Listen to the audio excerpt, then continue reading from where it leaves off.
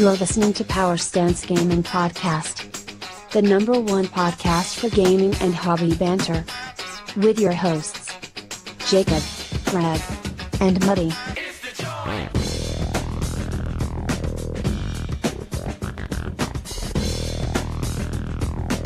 G'day everyone, Jacob Connor here for Power Stance Gaming. Great to be here tonight on this, starting to get a bit chilly here in sunny Queensland. Rugging up. Yeah. Don't like it. Muddy's broken out the Slovenian Adidas tracksuit. Beastie Boys. Yeah, it's very, very stylish. Greg, how you doing? Good. I'm loving the new recording studio. Yeah, It's comfy. it's comfy. I was mucking around before. I think there's a spot to mount a camera too. I reckon we can get some video of us recording. I think that'd be awesome. I think the fans would love to see Muddy do the tombstone halfway through the show. Yeah, that's the thing. The video is going to go for much longer than the show.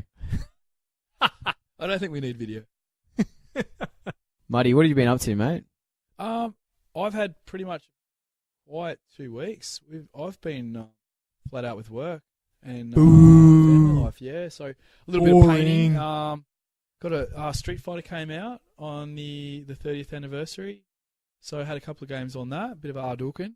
And just painting, finishing off the another regiment. So that sounds pretty full on, Muddy.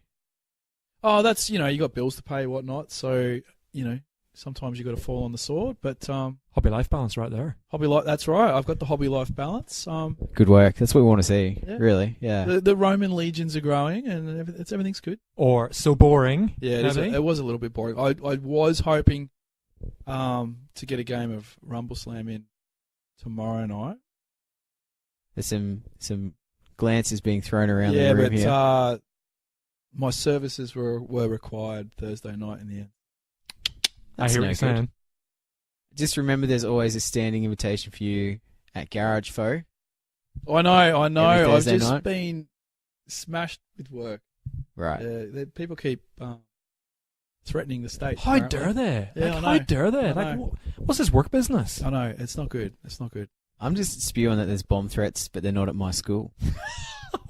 Well, that's part of what. Yeah. Yeah. I know. Seriously, someone get on Reddit and make a thread at my school, please.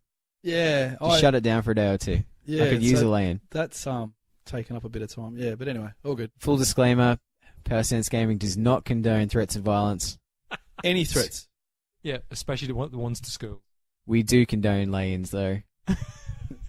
However, they may arise. Anyway, Greg, what have you been up to, buddy? Yeah, a bit like old Munster here. I changed jobs 2 weeks ago, so Hobby life balance, bro. mate, that's what it's all about. Got to pay those bills, like you say.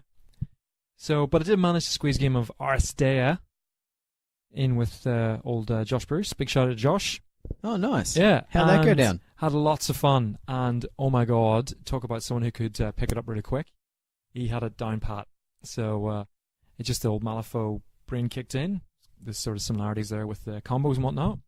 Cheesy combo. Yeah. So, but it was heaps of fun. Really good. And there's a couple of rows we're rusty with that we sort of worked out halfway through the game, but we got the handle on it. So, looking forward to another matchup. I'm actually really enjoyed it. So it good. sounds like you got pasted. No, I won.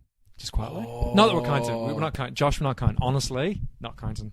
70-30. No, Right. it was. We'll hit him up at Garage Foe and see where the the stories align. to be fair, He's to be changing his fair, opinion now. he should have won because we got it real wrong, and it meant that I was one up. So you And then I went to cheated. frags, So you and cheated. then I was one up in frags. So you cheated. We just didn't know the rules. There was We're just rusty. a rule that they got wrong in his favour. Yeah, correct. That's exactly it. That's These things exactly happen. it. Yep. And I was going to take it back, and Josh was like, no, it's all right, let's just play on. I'm like, sure, man. He's like, no, just play on. I'm like, all right. It just so happens. That's where it rolled. Okay. Yeah. Next time we'll be much clearer. If I have to win, I'll win, even No, though I didn't tough. earn it. Yeah. But looking forward to playing the drafts, where you select the players rather than Yeah. rock up with the predetermined teams. I still haven't got a chance to do that, and I Mm. really would like to have a go at it. So I'm thinking it's going to be, looking forward to that. And Josh is going to buy the game, and I said whenever he buys the game, I'll get the Soldiers of Fortune expansion. So Yeah. Is there still just the one expansion out for it? Yes. Yep. The second one hasn't dropped, I believe. I don't think it's just. Will they drop that at Interplanetario, you reckon? Or No, it's already like they've already showcased it. It's just release date. So, Nice. Yeah. Nice.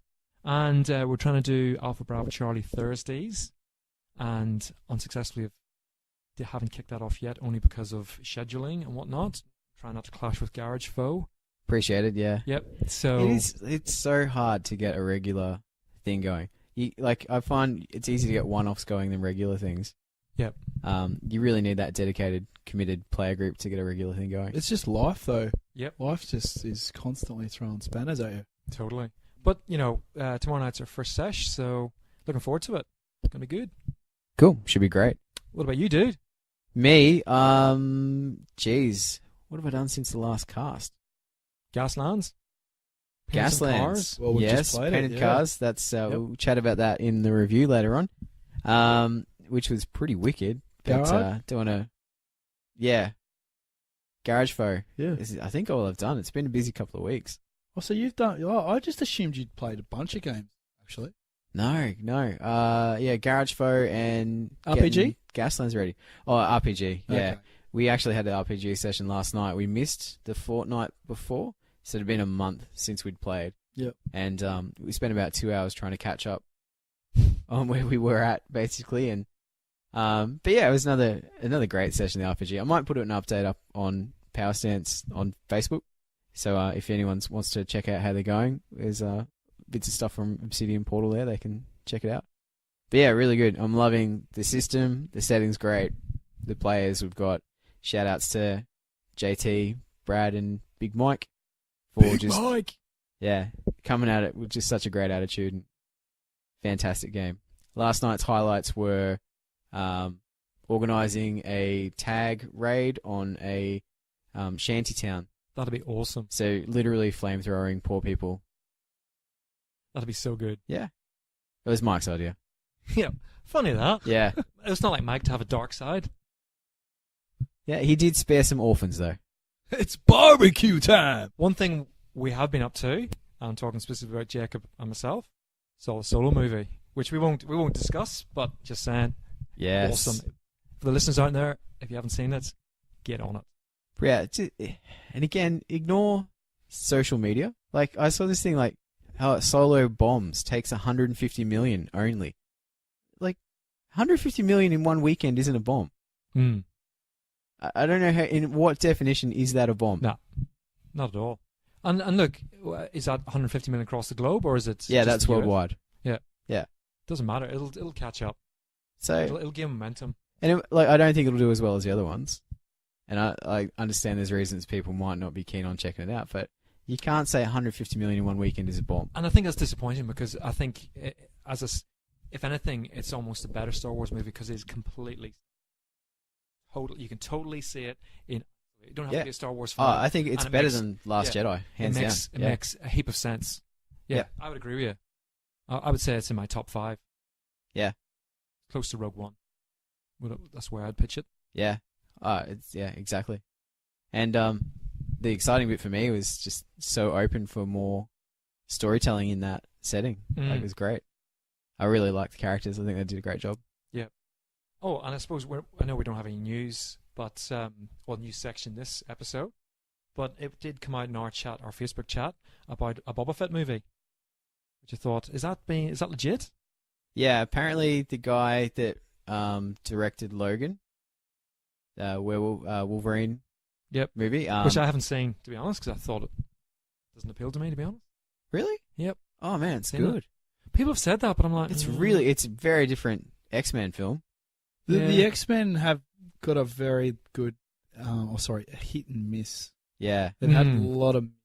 And And I think that puts some people off. And just going back to what you're saying earlier, to be devil's advocate with the Star Wars, you said that you don't think this one might do as well as the others, and I think that's because of, like you said before, with the previous movies, aren't not necessarily living up to some people's expectations. So even though it might actually be the better movie, it might take a hit because of the flow-on effect of the previous movies. Yeah. No, yeah, and I think totally that right. I haven't watched anything to do with the Solo thing, so I haven't seen any of the reviews or anything. But just thinking about what you said, I think when they're saying my interpretation of something saying that they're missing 100, they only made 150 mil, might be them basing it off what Disney thought they would make in that weekend across the globe. So if they've expected they would make that, I'm just plucking. Yeah. They might have thought they would make 300 mil or something.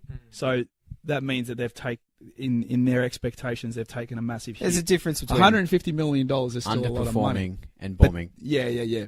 But then obviously you got to factor in as well how much they've spent on advertising and the cost of the movie and everything else into that as well. So it's a lot more complicated. Box Office Mojo reckon they've got to make 400 million worldwide to break even. There you go. So Wow. And a lot of money goes. It's still on track. Yeah. It's still going to go. That's all their marketing, all their production costs. But That's their break even point. Okay, so but 150 mil on that initial weekend, like that's usually when a lot of people go, and it'll slowly drop off from that anyway as well. Yeah. So I'm not saying it's not going to make the 400 mil, but it's not obviously not what probably Disney It's going to be a slow burn. had wanted. I think it'll be in cinemas for a while. Well, But it the other thing, depends I think- on when the next hotness comes out, and the movie cinemas just flick them off. Yeah. You know Well, what I mean? there's nothing for a while from Disney. Like they've got no. Oh no, I mean in external elements. What other movies come Yeah, out? the competition. Yeah. Mm. Sorry, No, but well worth it. I thought it was it awesome. was a good movie. So Yeah. good. Yeah, cool. And I So good. I think there'll be a lot of repeat viewers. I know I'm going to go again. Yeah, I want to go again. Yeah. You should come with us. Oh, I've got no. I just haven't had time to do anything. I was trying to pen in outside the cast. No, it's not very good radio, but that's trying to No, pen we in were too. going to the Deadpool thing. Yeah. Well, we Hang on, did but- Deadpool on the same day. So hang on, Deadpool or Solo, which was a better movie? Solo. But Deadpool is still pretty good. Deadpool is pretty good. Better than Yeah. the first. No. Oh, interesting. No. Can I jump in and Yeah. without watching it? The first one I liked, but it caught me off guard because of the type of humor. So I Yeah. found it quite funny. If I go back and watch Deadpool, which I've tried, again, it has no replayability. The second time It's a watching bit that, boring. and I'm wondering if the second one will be kind of similar to that, because once you get past the impact of the jokes and how funny it was, it's kind of just rehashing the same thing. Yeah. Like there are heaps of funny bits in it, but Yeah. when you know they're coming, that they lose their impact. Yeah. Yep. And this one kind of went for a bit of a more serious tone at times, Okay. Yep. which It doesn't work with him. doesn't necessarily work. Like it wasn't bad at all. Yeah. But I think that first one that was just balls to wall ridiculousness. Yep. They shifted the tone a tiny bit, tried to give Deadpool a bit more depth, and like you don't read Deadpool for depth, or you don't watch Deadpool for No, depth. definitely not. In my opinion. Yeah, So- it's not that sort of character. Yeah. But it's still great. It's still worth seeing. The cast was great. Josh Brolin as Cable, fantastic. Coming off the back of Thanos, like he just nailed it again. And yeah, gags, very funny. Well, we've got 2 movies to see. Okay. Oh, we still haven't seen Aliens either. So We've got just 3 putting that movies out to there. see now. Oh no, I watched that. What? What? Yeah, shit. He hasn't You would watched it. not He watch hasn't that. watched Because it. that's not what you'd be saying. Have you started Carbon Copy or whatever it is? Just out Altered of curiosity. Carbon. Altered Carbon. I've been through that. I've smashed it out. Oh, have you? Yeah. Oh, okay. You haven't seen it, have you? I got bullied by my family into getting Netflix, so it's actually on there. So Wicked. I can watch it on the iPad and Get into it. whatnot. So Yeah, I think you. Well, it'll be interesting to see what I you was say. flicking through that. Like you guys are all raving about it, and I'm just looking at the stuff that's on it that I would watch. I've already basically seen. I don't understand it. Other Don't look than at me. Altered Carbon. I do not understand it. What? Netflix. You turn it on and you watch movies. I've got Foxtel, so I don't care. I don't have that much time anyway Yeah. to watch movies. It depends. Like if you already have Foxtel and that's good, then you don't necessarily need Netflix. Or if you know websites where you can use an IP blocker and find Who'd that things be? to watch, Who's that? that's fine. Hey, who's that? Who's that? There's no one in this room would do it. No, That's for sure. not at No. all. We're Mr. getting Federal law-abiding Police citizens. Officer. Serve the state. Yeah, so can I just throw back to Garage Foe, by the way? Played Josh last week, and he had his Hamlin crew for Malifaux. Muddy, have you read up about Hamlin or anything like that? No. So this is a thing that it's like the Pied Piper, and he summons rats, and there's rats, and so many rats, and it's just rats. And all these rats have AIDS, and they give you rat AIDS. How many times have you said rat? and you can't remove the rat aids. And Which crew did you play? Did you play with your Mexican gunslingers, or did no, you go I played with with the undead? the undead crew. Yep. I had Seamus and the Bells. Yep. But yeah, so they do this thing called blight, and when you get blighted, you keep it forever, and at the end of each turn, it goes up. Like you say, you're got 6 blight tokens. If they cast a spell at you at damage 6, and you can do nothing to get rid of it. Wow, sounds a bit OP. It's pretty. But yeah, the best bit was Josh's whole list is designed around summoning rats. Okay, and he'd have 15 activations in his turn because he would like summon a rat, then kill that rat to summon another rat.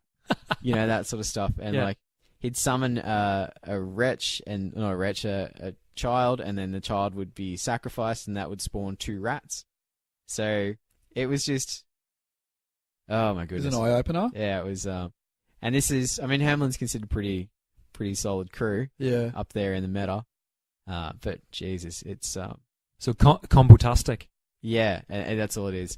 But you know, when I'm having like 4 or 5 activations and he's got 15, This sounds like you're playing Greg in Infinity. almost, yeah. Yeah. Don't know what It you're talking did about. I don't know have what you're a talking very about. So, familiar feeling. Has Greg rubbed off on Josh with his making him play those stupid missions in Infinity for the tournaments? Oh, this now was Josh T, not Josh Bruce.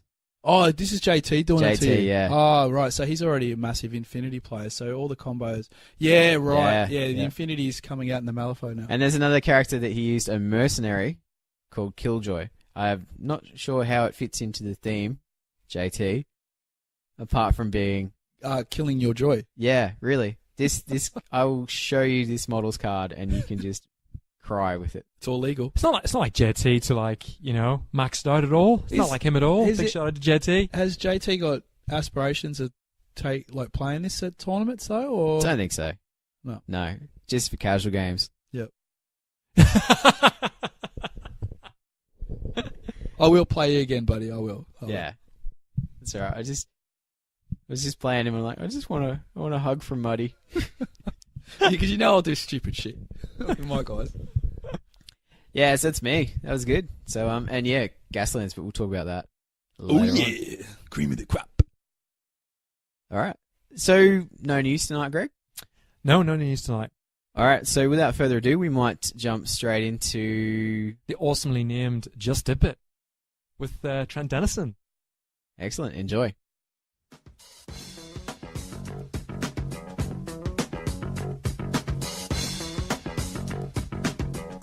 Time for Just Dip It with Trent Denison.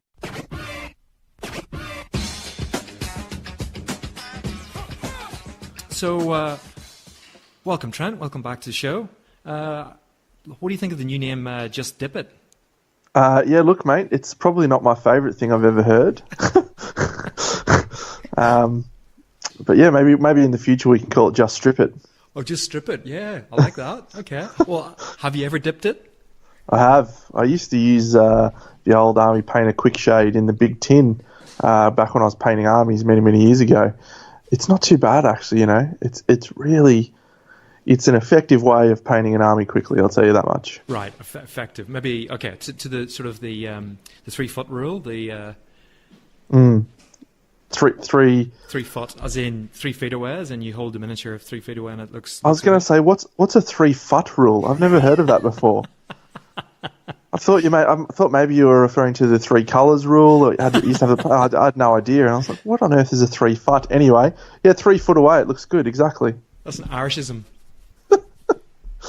Uh, Brilliant. All right. Look, we just want to tell listeners what we're going to be talking about today. So we're going to take your painting advice one step further and touch a bit more on the basics about, I guess, before you actually get stuck into painting a miniature itself. So got some, I guess, questions and topics we're going to fire at you, and you feel free and just enlighten us I guess, heathen to the ways of the golden brush and your godlike ways. So, I guess first of all, what paints do you specifically use? And what I mean by that is, do you use metallics? Do you use enamels?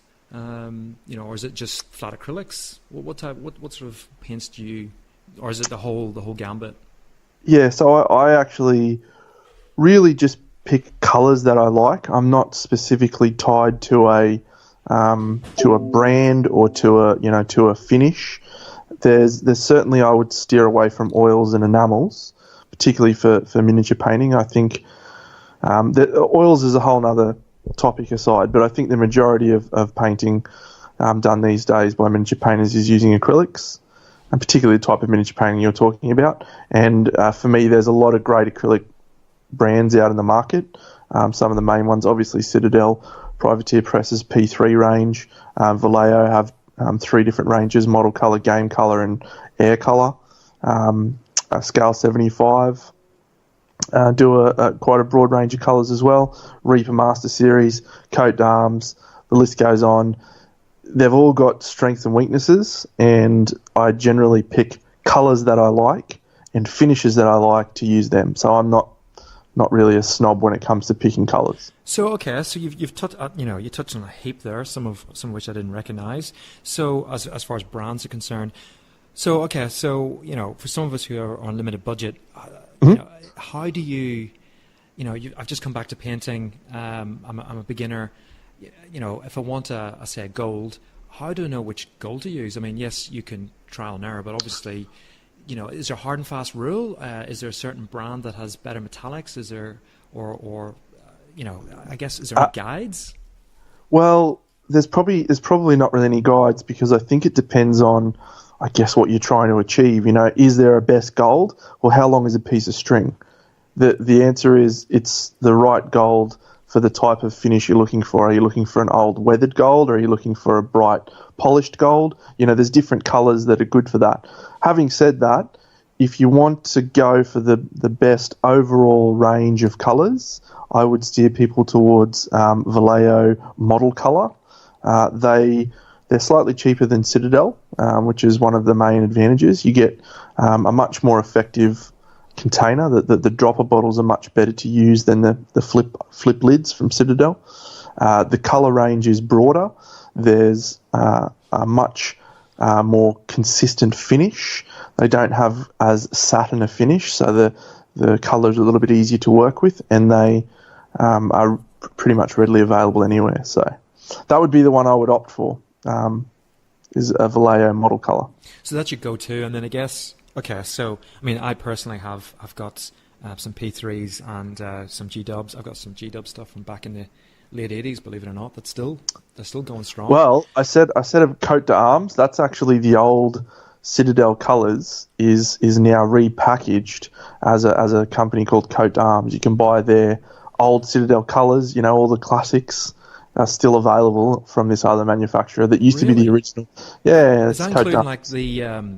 Okay, so what era are we talking about? Because are we talking about Beastal Brown and Chardon and Granite, or is it just before? Before that. Oh, before that. Spewing. Okay. I've got a Beastal Brown that I use very rarely, and a Chardon Granite that my son found to paint some of his Legion stuff with, and I'm spewing because it's down to about a quarter full, and I'm like, when that goes, it's gone. I've got nothing to replace it with.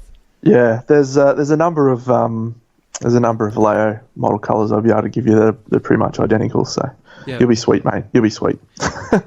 Okay, so if I'm a beginner and I've gone out and bought my model colour, I guess. Okay, and if I want to step it up, then do I just buy individual paints as I buy a few P3s, buy a few Coat d'Arms, and just see how it goes? Is that the best way? Or that's do I absolutely what I'd recommend. No, I'd recommend go and grab yourself, 3 or 4 colours from each range. That won't cost you too much. It's a $15, $20 investment, and just try them out, because there's lots of different properties of paint that some people will find it really, really easy to paint with Citadel. Others might find it extremely difficult because it's a lot thicker. So, mate, there's so many different qualities that all of the different paint ranges have, and you should really try out a variety and find out what works for you. Well, I suppose on that, and I know obviously you've got some G-dub history, but what's your thoughts on the G-dub system that they've got with the the undercoat, the layer, and then the highlight, like the way the paints, almost painting by numbers? What's your thoughts on that?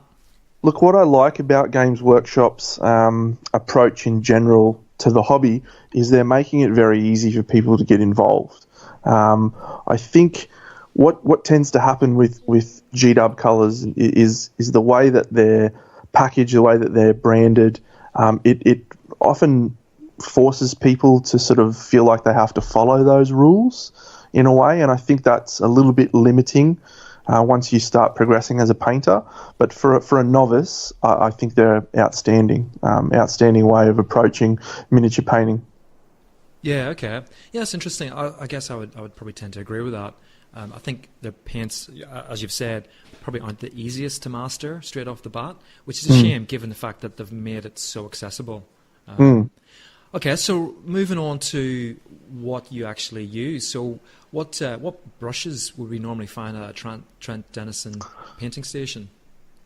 Again, I do use a lot of different brushes for different purposes, but the main brush that I use 90% of the time is a Winsor & Newton Series 7. There's two types of Series 7 brushes. There's a standard one, and then there's a miniature version, which is actually one I would recommend avoiding. The bristles are a lot shorter. You don't get as much paint in there, so that they tend to not last as long or be as effective. But yeah, generally speaking, they're the best quality brushes you can get. Citadel would not recommend. There's a lot of brush brands out there that once you've tried a Winsor & Newton, you'll find it very difficult to go back. It's like the difference between driving a Datsun and driving a Ferrari. Once you've driven a Ferrari, getting back into the shithole Datsun is a real rough ride. Yeah, I have to agree. I use Winsor & Newton, and now once I've used them, I'd always buy them. But I guess prior to that, I fell into the trap of probably buying, I suppose, brushes that were probably a bit higher in price, not as high as Winsor & Newton. And I suppose we should say, I guess a Winsor & Newton would set you back at $20, $25 retail. If you get it from the right place, yeah, they're $20 thereabouts. Don't ever buy them from Eckersley's art stores. They cost you $45 a brush. Highly overpriced. Yeah, so you should be paying about $20 to $25, and I was Correct. paying probably 10 to 15ish, I would say, for a brush, and never really got the mileage out of it. And it lasts probably a year, maybe a year and a half, and then that'll be it. It would be Cactus. Whereas the Winsor & Newtons, I've had them now probably 2 years, and they're still going good. As long as I get probably about 3 to 4 months out of a brush, but as I'm sure we'll get on to soon, I probably paint a little bit more than the average painter. So, but yeah, no, Winsor & Newton definitely recommend. You can, again, there's other advantage to other brushes. I have a couple of the Broken Toad brushes, which are quite good. I have a couple of Raphael brushes. I do keep a variety of cheaper brushes around as well, because there's lots of reasons to use a cheaper brush, such as dry brushing, such as painting PVA glue, such as sand. I also have a brush for sculpting and smoothing out putty. So you want a cheaper brush for that. So, yeah, a variety of brushes. Yeah, okay.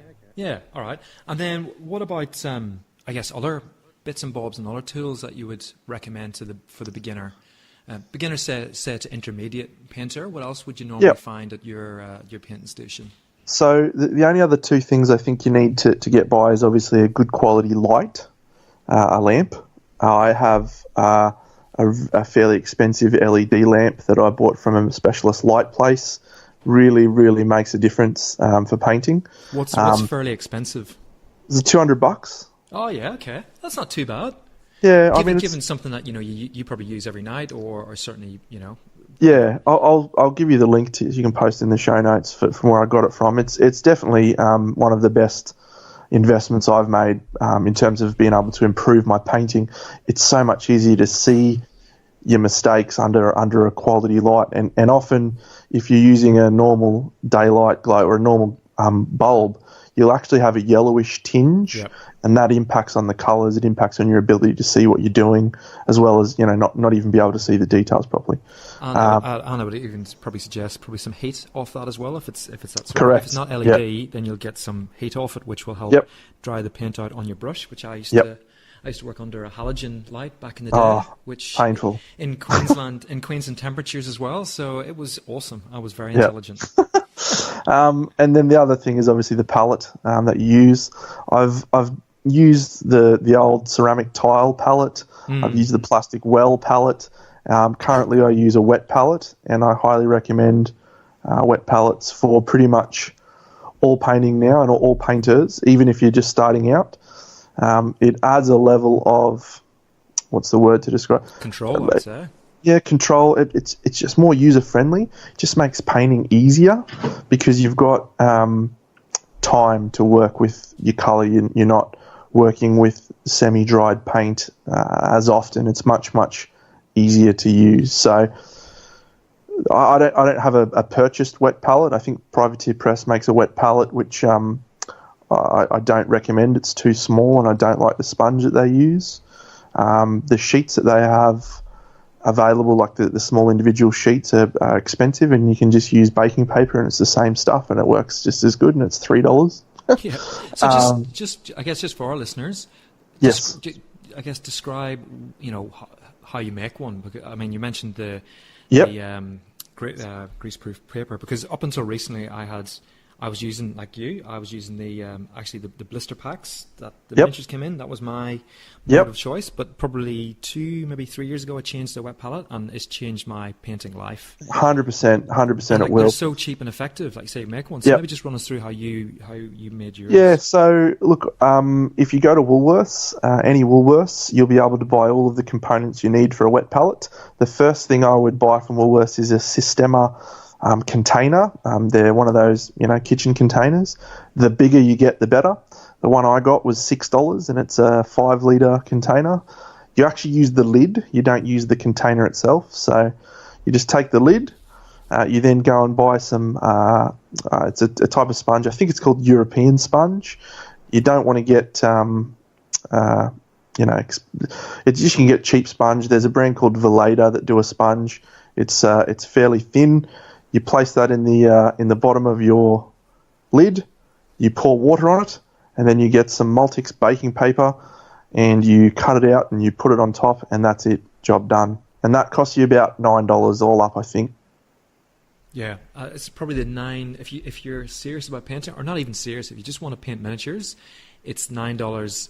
You'll never go back. Yeah, you will never go back. Right. Yep. Even it's funny you should say it, because my son, when he's started doing his Legion, the Stormtroopers and the Rebels, I made him a wet palette. I said, right, and here you go, get stuck into it. And so he's now using a wet palette. Although I must admit, I did notice his greaseproof paper was all ripped. So I think he must be jamming his paintbrush into the sponge, which kind of worries me. But I'm trying to be a bit standoffish and not be one of those overbearing fathers. Go, no, you must do this. I've took a step back and go, oh, hopefully he'll twig at some point. But anyway, at least it's there. If he stuffs it up, mate, it's $9 to make a new one. So that's right. Yeah. Let him at it. $3 for the sheets of paper. Exactly. Not even that. It's like by the time you take a roll. Oh yeah, the roll's like 20 meters, and I swear I bought one 3 years ago, and I'm still using it. So yeah, look, those are the key things. Paints, you can use any paint. Good brushes, very important. Good light, very important. Wet palette, almost essential. If you're serious about painting, if you're serious about, I guess, painting to a better standard, the wet palette will just change the way that you paint. Yeah, no, 100% agree. So, okay, so what's your painting area like? Where do you normally do your painting? I have a dedicated painting area. I'm sure you're unsurprised to know. Everything's set up and out where I can use it. I have a desk, which is just a flat desk. I've got a couple of shelves to the side with my airbrush and all of my glues and various things there. I've got some paint racks holding all my paints up in front. And then the wet palette, the light, and the brushes ready to go. Yeah, all right. So for those of us that perhaps don't have a dedicated area, I guess any suggestions that you would recommend? Well, I'd probably recommend moving into a house that does have a dedicated painting area. No, look. When once I finish this interview, I'll go home and tell the missus that. I'll say, hey, Perfect. Trent said we need to get a bigger house. No, look, I did. There was quite a period of time where I didn't have a dedicated painting area, and it really does actually impact on your ability to paint. It really will prevent you from, because it's so much easier to just go, oh, I'm walking past my painting table, sit down, do a bit of painting. Whereas when you have to unpack everything and then pack everything back up, it becomes sort of a bit of a mission. So, but yeah, there's ways you can make it easier.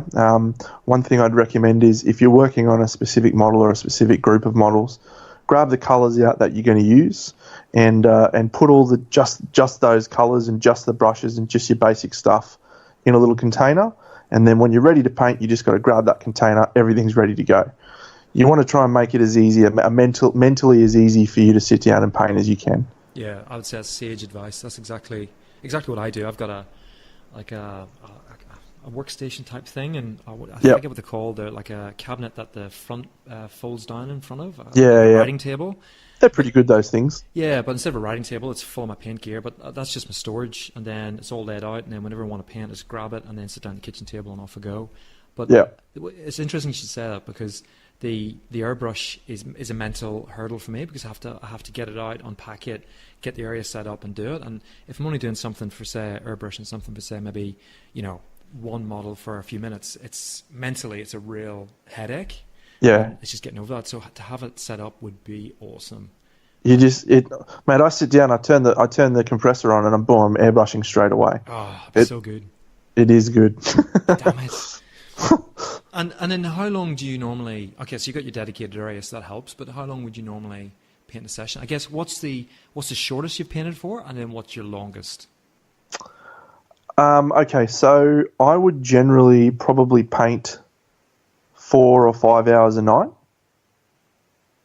Mm-hmm. Sometimes less. Yep. But usually that amount of time.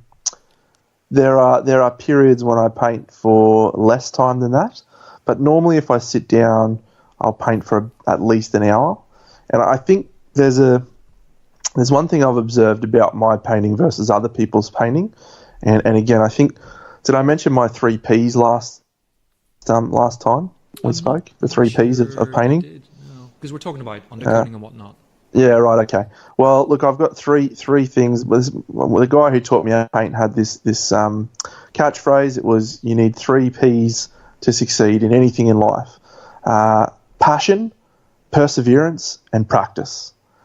So you have to be able to persevere through, I guess, being shit at something. You have to have passion to keep going, and you have to practice to get better. So I paint a lot, and that's why I've improved a lot. There's no secret. There's no real tricks. I just sit down and paint. And that's the one thing I've observed about other people versus my painting. When I sit down at the table to paint, other people will, I'm just going to move my paints around and just sort of get myself set up, and clean a little bit of this desk away, and pick up this model I've been looking at, and just turn around and have a think about things and stretch, maybe have a look on my phone for a bit, Procrastination. Right, and then they'll do a bit of painting, and then something will happen, and they'll be sitting down at the desk for an hour, and they'll paint for 20 minutes, right? The moment I sit down, I start painting, and I stop painting when I walk away. You've got to be focused and dedicated, and actually paint, because I think people have more time to paint than they realise, but they spend too much time fucking around. Yeah. I totally agree. I think that's just a headspace, and I think maybe it could be maybe perceived maybe a lack of confidence, or maybe a lack of direction, which we'll touch on in maybe another session, I think. Definitely. Cool. All right. Well, look. How about we draw that one to a close? I appreciate your input. Anything else you want to add? No, just definitely get a wet palette. Get a wet palette. Try it out, and you'll never go back. And some Winsor Newton brushes. Winsor Newton brushes too, but you can use any brush. But you'll definitely notice the difference when you get a wet palette. Yeah. Oh, and a bigger house. A bigger house would be helpful too. Dedicated painting area. Brilliant. All right. Thanks, Trent. Thanks for coming on the show. You're being a legend as per usual. No worries.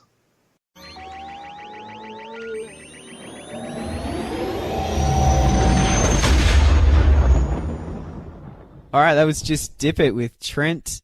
Fascinating. I didn't realize there were other paints out there apart from G-Dub paints. Yeah, and I think take on his advice and buy a few of each and get stuck into it. And a wet pallet. Get a wet pallet. Isn't that what we got at the strip club that night?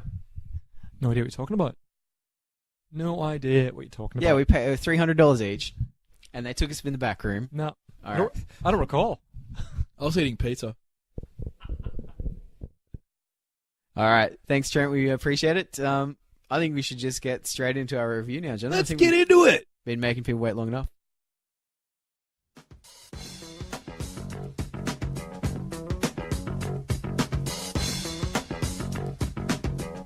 Time for another Power Stance Gaming game review.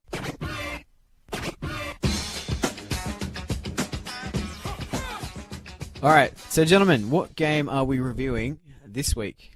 Gaslands by Osprey Games. Excellent. So, yeah, published by Osprey Games, written by self-described passionate gamer and model maker, Mike Hutchinson from the UK. Nice. So, yeah, obviously, author, published by Osprey, but I don't think you give Osprey too much credit for what's in here. Well, you give him credit for picking it up because it's well worth the pickup. Yeah, nice business stroke.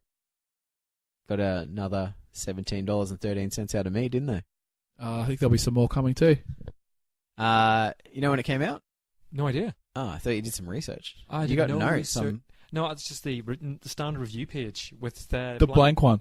Yeah, that's right, with nothing on it. Does that mean that you've literally turned up to the last, I'd say yes, 2 reviews with the same sheet of paper with no note? Maybe. Has he written the name of the game in it? What? Why do you bother bringing it? Because it's a reminder. Because you always look at me and go, "What's next?" And I've got the. That's true. We do rely on you to be a little bit on track. All right, Gaslands. It was published in November 2017. Oh wow! Oh, wow. Okay, so it is quite fresh. Yeah, So we're close to the mark with this one.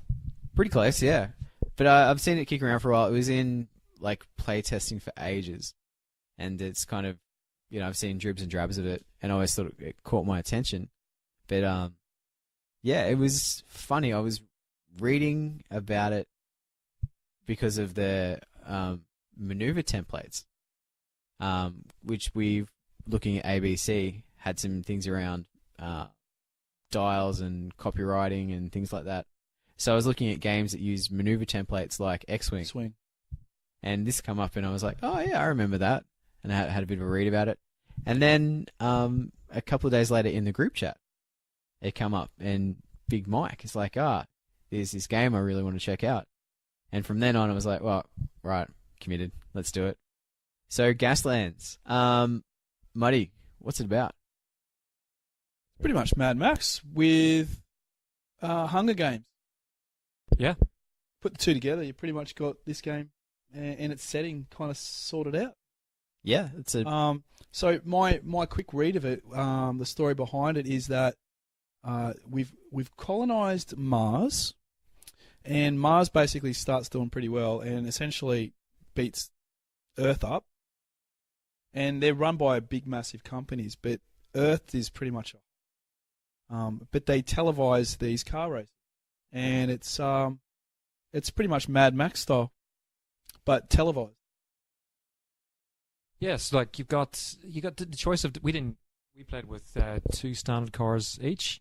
Yeah. But there's various levels. You got motorbikes through to war trucks or war wagons. Rigs. Yeah. War rigs And there you go. tanks. Yeah, and tanks and everything in between, which is pretty wicked. So basically the premise is you're in a death race, basically, and the winners of the championship series of death racing get a ticket to Mars. So, that's so you get off the planet. You get off the planet. Yeah. Everybody wants off the planet, so this is how they do it. The thing that first really drew me to the game is the models. Yes, it's by far the best thing. Probably the cheapest game to buy into, I'd say. Yeah, it is. It's one of the easiest. Yeah. So, well, hang on, just on that. Well, how much is the rulebook? Rulebook. If it's Osprey, it'll be $20. Yeah, like all good $30. Osprey books, you can find them at retailers, discount online retailers for books, maybe a depository of such books, for around about $17.13. Yep. With free postage. Right, so there you go. Very specific. But they do sell them as PDFs too, right? And of course, Osprey sell all their stuff as Yeah. PDFs. So if you want an electronic version, then absolutely you can get it that way. Okay, so your rules are $17. What else do you need to play this game, Jacob? All right. Well, the models you use to run your death race, according to the rulebook, they recommend you use 1 to 62 scale model cars, which is Hot Wheels scale. Sorry, what was that? Hot Wheels. Really? Hot Wheels? Hot Wheels. Or I suppose if you want to be posh, you could use Matchbox. Oh, shit, we're not made of money. Yeah, so absolutely. So you can crack out the rulebook for under $20, go to Big W, buy, or another chain retailer if Big W is not your choice. I was at Target today. Yep. And for a couple of bucks a pop. Or you could even raid your sons or daughters' I did that as well. toy cupboard. Yep. If they've got old cars lying around, pinch them. Not that they'll, don't tell them. No, I showed Oh, the did you? little fella. Yeah. He said, "Oh, I hope it's not that car." And he went and looked at it. He was like, "Oh, no, it's all right." And then, and then I showed him what I was doing to him. He's like, "Oh, that's cool, Dad." And the other cool thing about the game is too, because you're supplying, it's, agnostic, miniature agnostic. If you wanted to play micro machine scale, you decrease the size of the templates, because the templates for maneuvers and all that sort of stuff come in the rulebook. So, and you can download them from the website. So you just print them out at A4 size for Hot Wheels scale. If you want to play micro machine scale, print it out at A5. Or if you want to step it up to 1 to 43, 28mm scale, which is what I'm probably wanting to do, print them out at A3 scale. Look at that. I'm thinking micro machine scale would be awesome. Epic. Yeah. Well, I'm thinking Sick. the 1 to 43 scale, you can use all your wargaming terrain. Yeah. Well, Yeah. plus both you and I already have cars. You've got your Walking Dead cars. Although, are they all wrecks? Doesn't matter. You can still- Interesting. This is interesting. But Yeah. We could go either way here. I do have Micro a machine scale. 1 to 43 scale Toyota 86 coming from China. You're on it already. He's onto it. Yeah. I've got a 1 to 43. The trucks we've got are 1 to 40. 1 to or 1 to 43. 1 to 43. Yeah, make a war rig out of them. Yeah. So anyway, the models. Now, normally we do aesthetics is usually the first thing we touch on, which is funny for this one because it's miniature agnostic and it's really encouraging you to kit bash Hot Wheels. It's kind of hard to say. I think that was the most fun aspect. Oh, totally. Yeah, like just going through your bits box and finding random bits of stuff and just sticking it all over your Matchbox or Hot Wheels cars. It's very fun. Or the fact that whenever you're walking, so on Saturday I'm doing the grocery shopping with the family, pop into one of the big retailers, and I'm looking at toy cars going, oh, that'd be so good. Paint that black, quick dry brush, stick some Done. guns on it, Yep. done. Yep. And that's the beauty part about having, collected moderns for the last however year or so, is I've got a bits box full of old rifles and machine guns that just fit that scale perfectly. Onto it. Yeah, Yeah. I was stretching it there. Yeah. Yeah, because I'm for weapons, I'm looking at Necrons and Necromunda.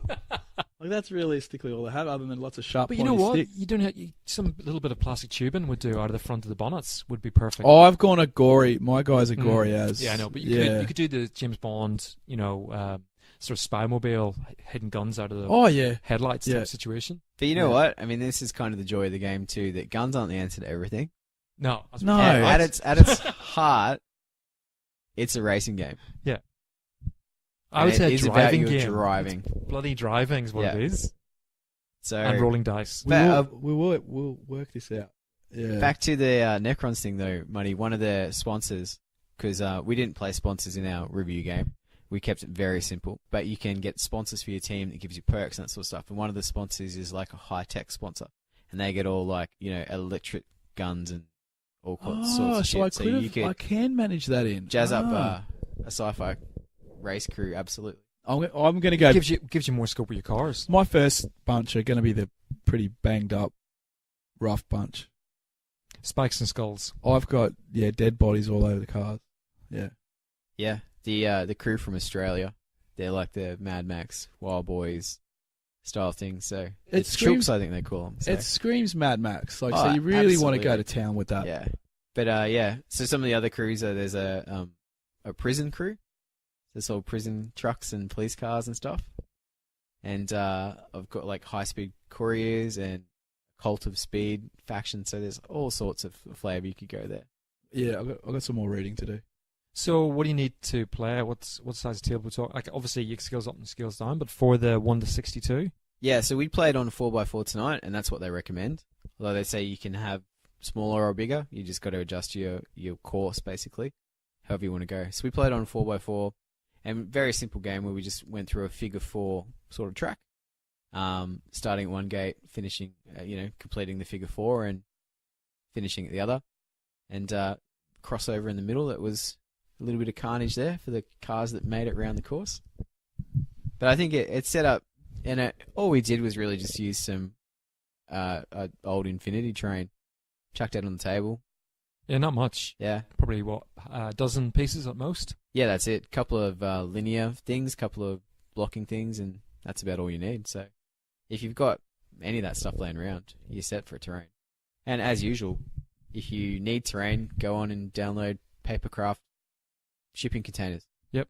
Or just use yogurt pots. Yeah. It would totally work. Yeah. He said yogurt pots, not yoga pants. I did get excited. What do you reckon, Muddy? Accessible? It's totally accessible. I think we need the cheat sheet. Oh yeah.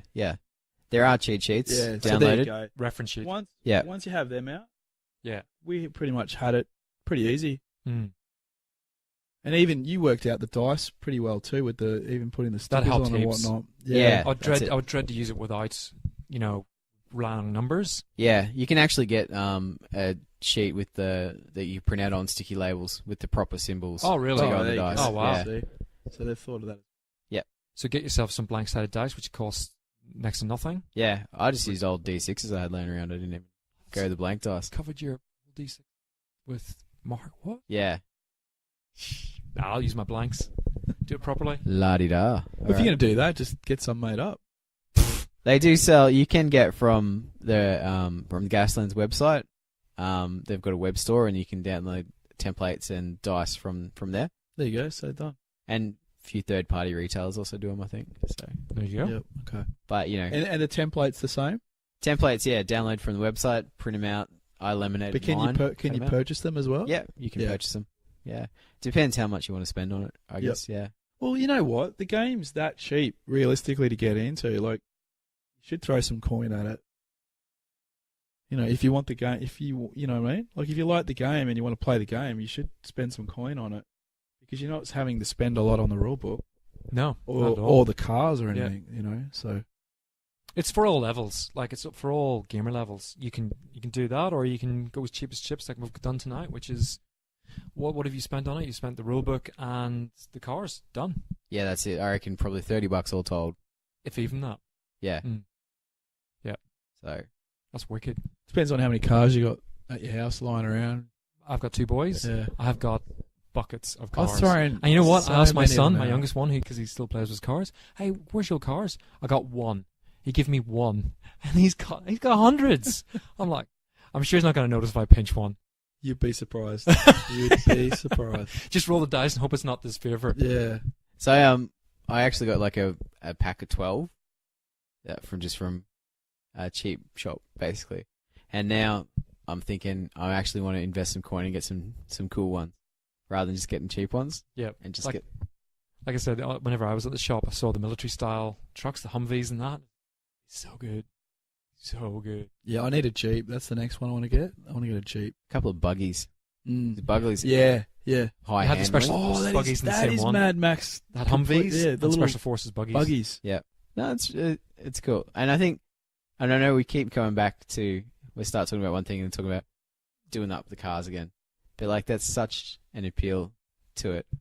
But you don't need to. There's nothing to stop you from pulling a Hot Wheels out of your kid's toy box, chucking it on the table, and off you go, and just using it as a race game.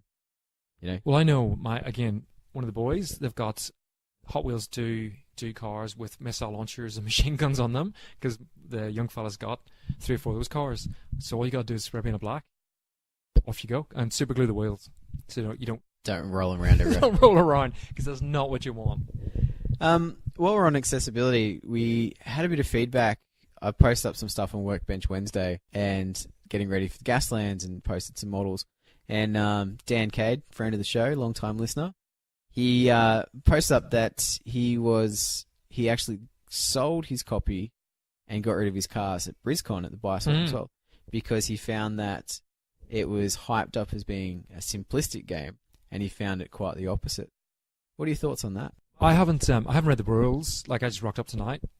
You provided the copy beforehand, and I didn't get a chance to do it.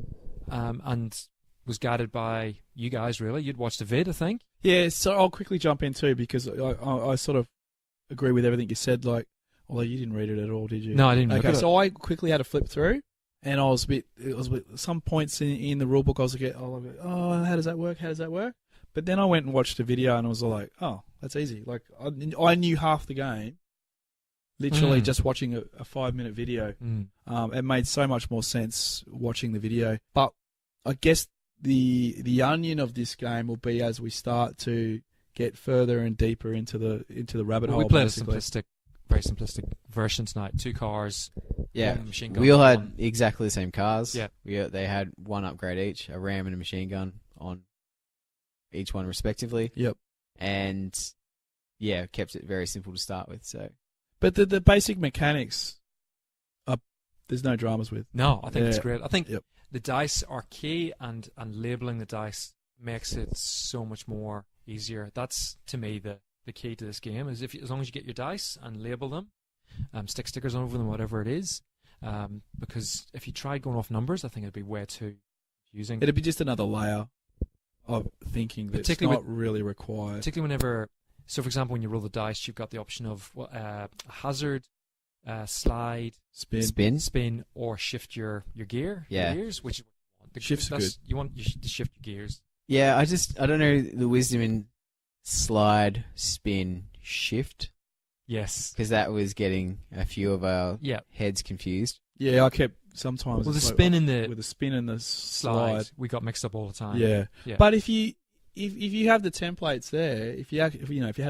had been actively looking at it all the time, you'd see the slide template and go, oh wait up, no, that's not the one I And it want. was our first game, and we're only halfway through it. I think by the time we got to the end, we'd be like, "Yep, sweet, we Yep. know what the crack is." Yep. Yep. So that's the only thing. I think if you label your dice, you're cooking on gas. Boom, boom, Gaslands. But Muddy's, I think you're absolutely right. It's that if you, for your first game, you had a fully kitted out crew for sponsors and perks and blah, blah, blah, and you were trying to keep track of all the little details instead of just getting your head around the game, I totally could see how it would be complicated. But, it's the same, and I think I made the point the other day, it's the same as Blood Bowl. If you rock up Blood Bowl at 1 million team, starting roster, it's not complicated. That's why they put intro missions in all games, right? To teach you how to play in small increments. But if you go balls deep, jump in the deep end with a 2 million roster, skills out the arse, you're going to go, oh shit, Blood Bowl's really complicated. Yeah, it starts to get complicated. So that's possibly what happened, do you think? Not sure. Yeah. Sure. Okay. If Dan wants to comment and let us know, that'd be cool. Yeah, no, I think it's in that respect, it's really clever how it does it. Just baby steps. Step up to it. Even if it was a bit of a struggle, I think it's worth it because it's Mad Max. Yep. That's worth pushing through. It's pretty damn and cool. Figuring it out. Yeah. All right, gents, next we have gameplay.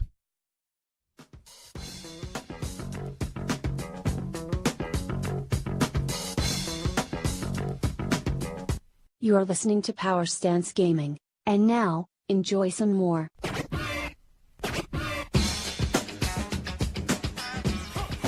Gameplay.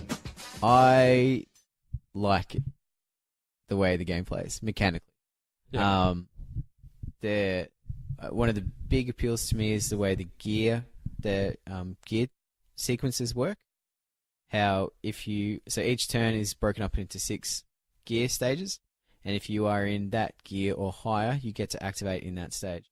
So the faster you're going, the more often your car moves, which makes perfect sense. But at the same time, the faster you're going, the less options you have. Hey, Greg, say if you're in 6th gear and you have to go straight ahead, don't know what you're saying because I believe I won because I had the car furthest ahead of everybody else. So Muddy's car, you'd blown up at that stage because you crashed into container. So Your car did explode. yeah, It did explode. yeah. Um, So I think in that respect, yes, I was going fast, but it comes with risk rewards. That's what I say. but I had another car that was about to take the turn with Oh well, that's where we no finished. damage on it. Well, hang on, that's where we finished. So And that's you we called had- it there. So You had one car miles away from anywhere. don't you try and say you won And this. this so-called car that you're saying won you the game was facing the complete opposite direction to the next gate. It was going off the board in its next It was going maneuver. off the board, which is disqualification. Disqualified. Look, gents, if we call the game where we call the game, and I happen to be in the lead well ahead of everybody else, I can't. That's not my fault. That's just the way it is. Yeah, I think that's the way it is. No.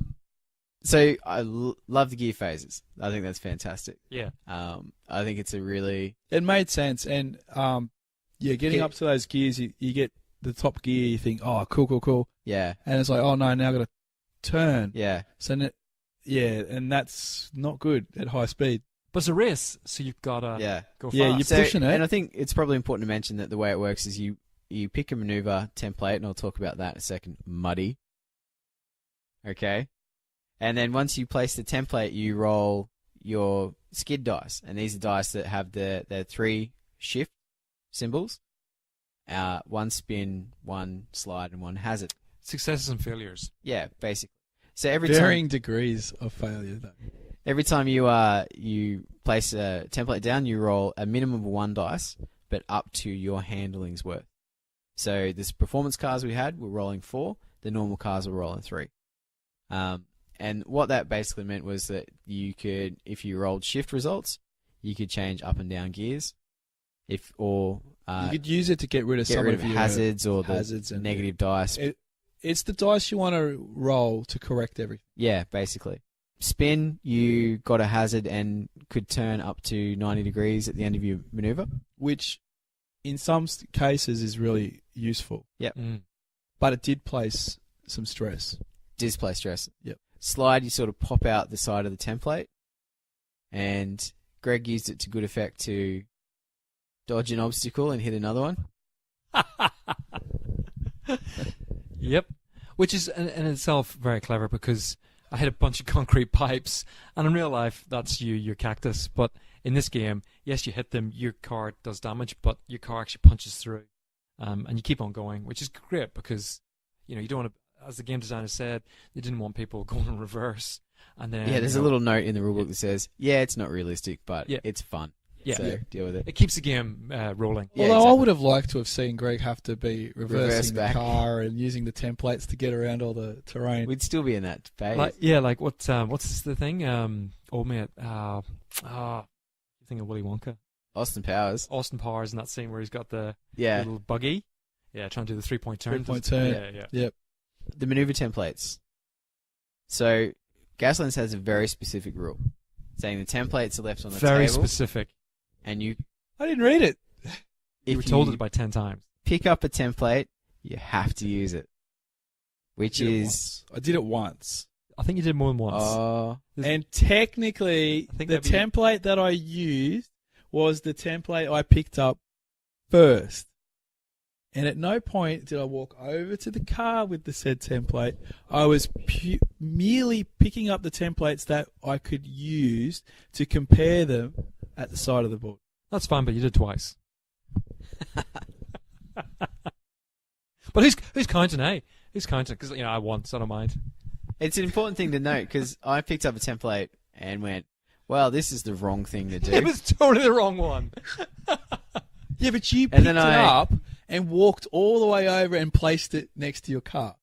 I was Yeah, in and the left it there because the rules said you can't swap it out. No, but the difference was There's I no difference. merely picked up the template in the template section. I didn't walk anywhere with it. I didn't move anywhere What's the with rule it. say? If you pick up the template, you have to use I think it's it. pretty clear to me. Merely place it in the templates that I could use. It didn't say anything about placing, though, did it, Jacob? No, just pick it up. Anyway, And I believe Money did say he picked it up. I did because I did pick it up. there you go. But yeah, I placed But the I wrong won the template. game, so it doesn't matter. No, you didn't. Wiped out flipped, hit my own car, and Actually, that's a good point. destroyed it. Jacob's cars were still at the first. Just past the first gear. Both of them? Yeah, both Yeah, of them. both. Oh, Yeah, I was yeah. shit. Yeah. There's no denying that at all. It's funny though how it can go. You can go from 0 to hero, or conversely the opposite, 0 to villain, at a drop of a hat. Like, you're going great, and you think this is awesome, and then you realize somebody shoots in front of you, and then all of a sudden you go, oh, that's it. I'm gone. I'm gonna smash into that guy. I'm gonna wipe out. I'm gonna do a flip, And then hit something else again. Yeah. No, it's just carnage. The rule of carnage is in the book. Yeah. And basically, I love it because it says anytime that there's a 50-50 that something can go, you have to take the option that causes the most damage. That's awesome. It's just a great rule. It escalates very quickly. Yep. Because I think you were saying, yeah, like we just started and there's a bit of argy-bargy, and you're like, oh yeah, it's gonna be okay. And then by the time you hit the first gate, like, we're not even gonna make it around the course. No. Of the 4 gates, we got to the second one. Sorry. Yeah, so your car, the second one was about to go off the board, so that would be disqualified. No, I actually hit Jacob or you. I can't remember which. I hit you. Hit me. Hit you, and then flew over, and then you turned me round to face the opposite way, which then worked to my effect because I then came around to get the second gate. Yeah, but you were That's going not way too fast Yeah, when but you no, hit the but- second gate. You would Yeah, have. you're, the second gate, blown you're about to straight go off the the edge board. of I the still board. made the second gate though. That's the key thing here. No, but we're saying that trying to survive the whole thing. Oh, yeah, What I'm yeah. saying is, your car's about to drive off. There's no way you cannot. Well, we're survive. not sure about that. The game ended, so we're not 100% sure. I love his And- optimism. It's just he's hanging on to this, Yeah. isn't he? Did you find the maneuver templates limiting, or do you found they worked fine for the game? Perfect. No dramas with the templates. However, I do feel it needs a house rule that you can at least pick up the said template, Oh, hang on. What does the rule say? so you can at least Can't pick it compare up. them next to each other. Have to use it if you pick it up.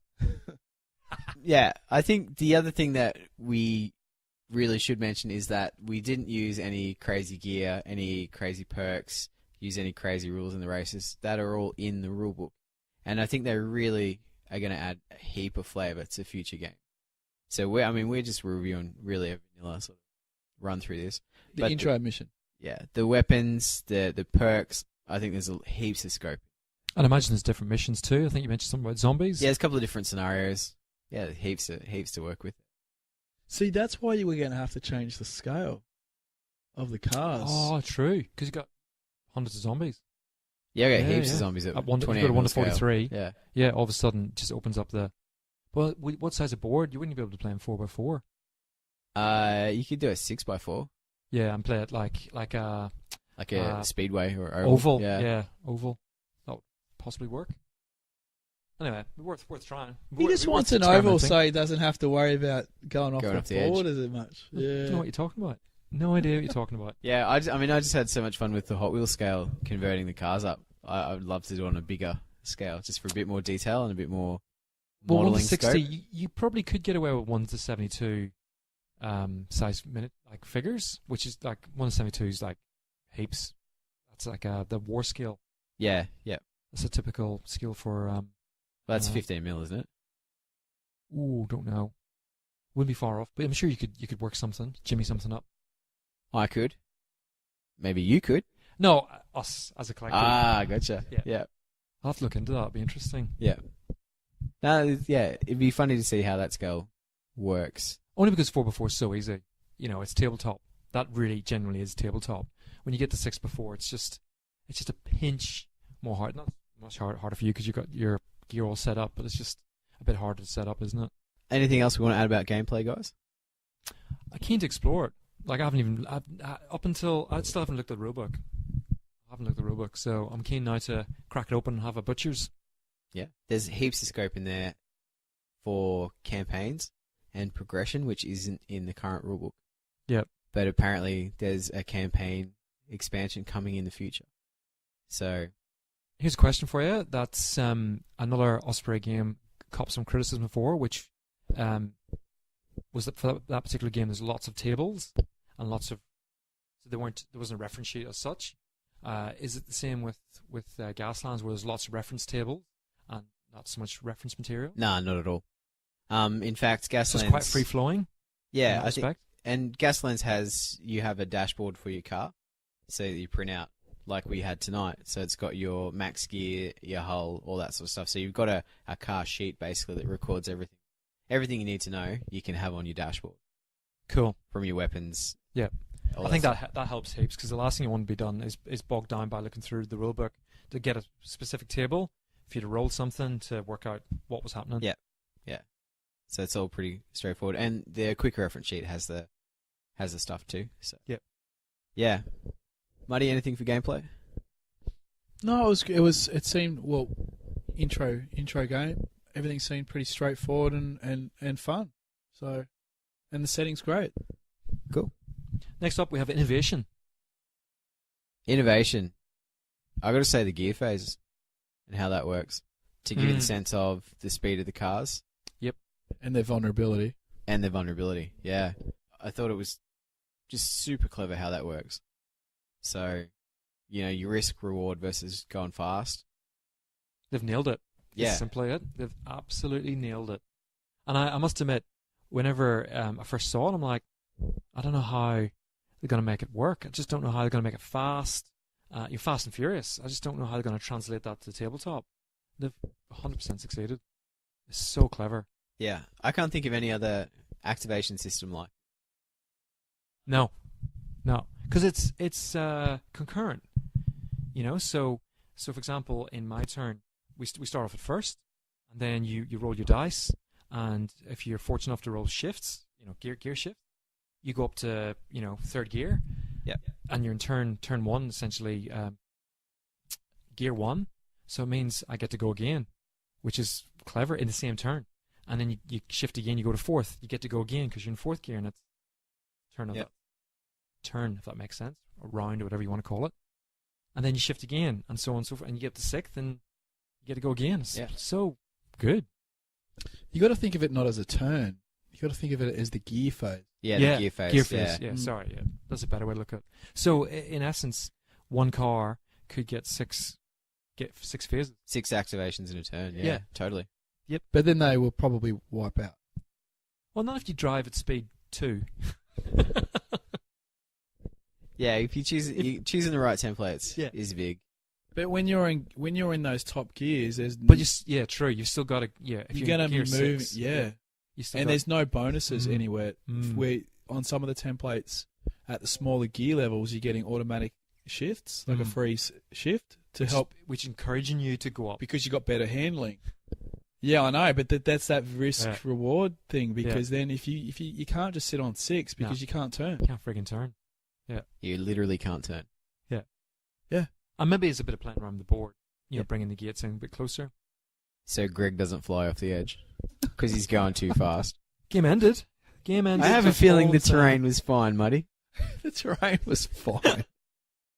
It's just Greg was running into everything. That's good. Yeah, so I think for me, the gear phase is the big one. Otherwise, I can't think of too much innovation, really. Don't need it. Yeah. As long as a game works, flows, and you have fun, you don't need innovation. And you've nailed it. Like, at the end of the day, the way they got the gear stick phases thingy, it's incredibly clever. It's so good. It's awesome. Yeah, cool. All right, and then we have pretty easy, these ones. Box contents, game components. What was the box like? The box. How's the artwork on the box? Yeah, the artwork in the book's great. Yeah, there's the illustrator in it's really captured the feel of a sort of dystopian death race vibe going on. So definitely think the artwork in the book's cool. Yeah, there's no box apart from the Hot Wheels boxes that we're ripping But that's apart. why it's so cheap. Yeah, that's it. I mean, it's to just release the rulebook like that. Basically, have at it. And, if you like it, well, here's a couple of aftermarket things you can use to enhance your game. It's an interesting way to do it. I think if this was packaged with miniatures, it'd almost lose its appeal.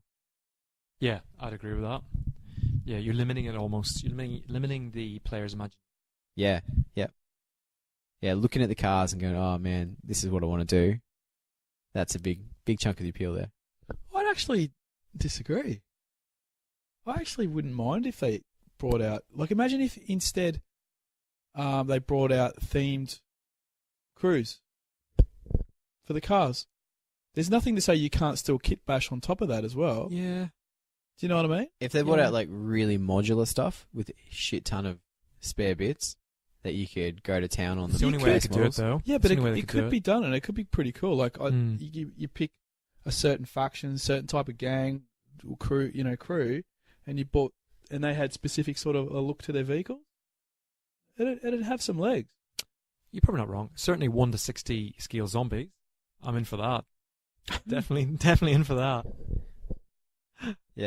Yeah, but otherwise, having all the quick reference FAQ, their templates, all the bits you need for the game, the dashboards, available as PDF downloads on the website, is really great too. Like again, there's no extra expense apart from printing them out, going to town on it. It's a quick purchase. Yep. Print it out.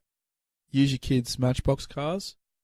Get a feel for it. So what is it? $17? Did you say? Yeah, $17. You're pretty much using stuff that's already lying around the house at that point. Get a feel for the game. If you like it, then you can obviously progress, build the cars the way you want them. Yada yada yada. Yeah, theme your crew up, go from there. Yep. So, are we ready to chuck some dice at this? Yeah, let's do it, man. yeah. Give me a minute to think. Let's do it. All right, well, do it. Don't just talk about it. Oh, we got me straight Yeah, up. I'm going to give this. I wish I could give a half. Yeah. I'm going to go 4. Boom. I think this game's got a lot of legs. I think this is like the Onion type philosophy with this. I'm super intrigued to see how this plays out once I actually build my own crew and load it up in the format that I want. And I'm super intrigued to see how campaigns would go with this as well. But I'm going to give it 4. I so want to give it, but I'm so tempted to go 5. But I'm trying to not get too excited about these things these days. Because Greg's been talking to me. He's like, Dave, you need to calm down. Slow your roll. Yeah, he's like, no, you'd be giving them out too easy. You could be more like me, he says. Could be more like me. More like me. 3. Is he pointing at his 3s. grumpy cat t-shirt? Yeah, More like yeah. this, He's 3 always dice. he's like, Dave, you need to rein it in. Feel me like cool like me. So I'm going to go 4. I think because this is a really good game, and like I said, it's cheap. You can use your kids' stuff. You feel like a kid building the cars. I was giggling building my cars. I was showing the missus, and I was like, "Is this gory enough?" She's like, "Oh yeah." She's like, "It was fun." I'm running around the house to show my kids and my wife Matchbox cars that I'm putting skulls and stuff on. Like, yeah, definitely a 4. And like I said, if we could give halves, I would definitely throw a half at this. Rumble Slam's such a precious thing to me that I don't know if I can ever give another 5. Oh, well said. So you can blame Rumble Slam for this. What about you, Jacob? I'm going 5. Ooh. I'm going 5 Bloody because hell, like fireworks. If 5 is run out and get it, my advice is spend $17 with free shipping and get the book. So does that mean I have to give it a 5 because I've already built like 3 or 4 cars? No, you don't have to. Yeah. You got to go with your heart.